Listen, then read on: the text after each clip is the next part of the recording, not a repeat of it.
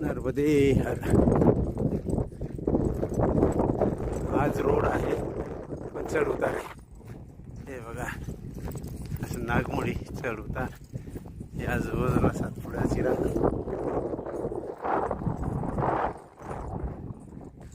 हे बळगुजर.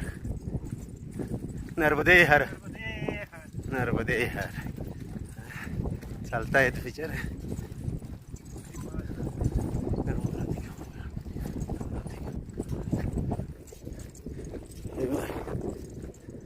तिकडे जायचंय डोंगरात वर चढून.